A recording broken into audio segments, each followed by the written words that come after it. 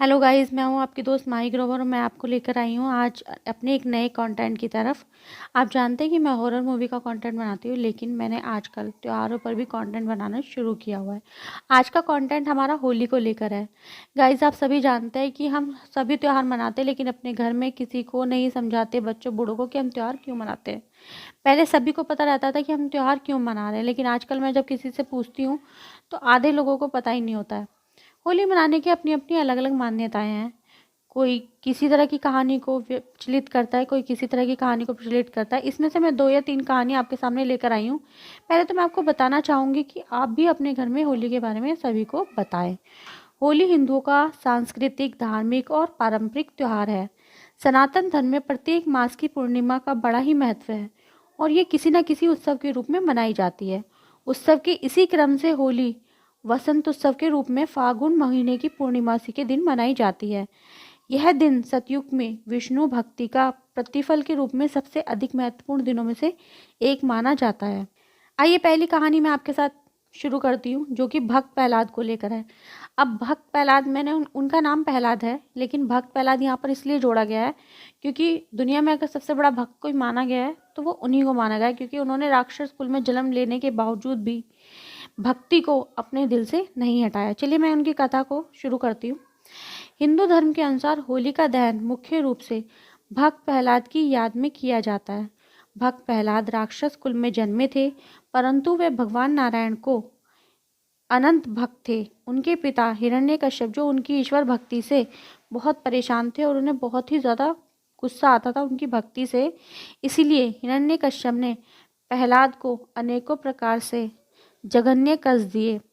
उनकी बुआ होलिका, जिसको ऐसा वस्त्र वरदान में मिला हुआ था जिसको पहनकर आग में बैठने से भी वह नहीं जलता था, होलिका भक्त प्रहलाद को मारने के लिए उसी वस्त्र को पहनकर गोद में प्रहलाद को बिठाकर आग में बैठ गई। लेकिन भक्त प्रहलाद की विष्णु भक्ति का फलस्वरूप होलिका जल गई और प्रहलाद जी का बाल भी बाका नहीं हुआ। शक्ति पर भक्ति की जीत हुई। इसी जीत की खुशी में यह पर्व मनाया जाता है। साथ ही रंगों का पर्व यह संदेश देता है कि काम, क्रोध, मद, मोह एवं लोभ रूपी दोषी को त्याग कर ईश्वर भक्ति का मन लगना चाहिए। तो ये थी हमारी पहली कथा। अब मैं आपको बताती हूँ दूसरी कथा के बारे में, जो कि राधा कृष्ण के पवित्र प्रेम से संबंध रखती है। मैं आपको बताना चाहूँगी कि आज भी बरसाने और नंदगांव में लठमार होली विश्व विख्यात है, जहाँ पर फूलों की होली खेली जाती है, रंगों की होली खेली जाती है, लठमार होली खेली जाती है। वहाँ सबसे ज़्यादा होली का पर्व मनाया जाता है और गाइस 40 दिन से ये स्टार्ट किया जाता है लगभग, और 40 दिन तक ये पर्व चलता है। चलिए, तो होली का त्यौहार राधा कृष्ण के पवित्र प्रेम से जुड़ा हुआ है। पौराणिक समय में श्री कृष्ण और राधा जी बरसाने में होली के साथ ही होली का उत्सव की शुरुआत हुई थी।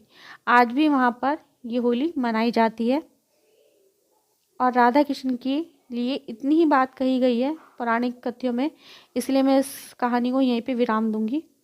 अब नेक्स्ट कहानी है कामदेव जी की तपस्या, जो कि शिव पुराण के अनुसार हिमालय की पुत्री पार्वती शिव के विवाह हेतु कठोर तपस्या कर रही थी। शिव भी तपस्या में लीन थे। इंद्र का भी शिव भक्ति पार्वती विवाह का स्वार्थ छिपा हुआ था, क्योंकि तारकासुर वध शिव पार्वती के पुत्र द्वारा होना था।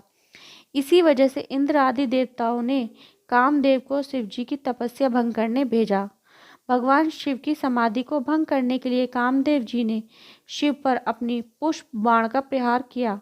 उस बाण से शिव जी के मन में प्रेम का काम का संचार के कारण उनकी समाधि भंग हो गई, जिससे क्रोध में होकर शिवजी ने अपना तीसरा नेत्र खोल कामदेव को भस्म कर दिया। शिवजी की तपस्या भंग होने के बाद देवताओं ने शिवजी को पार्वती के विवाह के लिए राजी कर लिया। कामदेव की पत्नी रति अपने पति के पूर्ण जीवन का वरदान और शिवजी और पार्वती के विवाह का प्रस्ताव स्वीकार करने की खुशी में देवताओं ने इस दिन उत्सव की तरह मनाया था। यह दिन फागुन पूर्णिमा का ही था। इसी प्रसंग में आधार पर काम की भावना में प्रतीकात्मक रूप से जलाकर सच्चे प्रेम की विजय उत्सव के रूप में मनाया जाता है। अब जैसे कि मैंने आपको 3 कथाएं बताई, होलिका, दूसरा आपको राधा कृष्ण का प्रेम, तीसरा आपको कामदेव की तपस्या।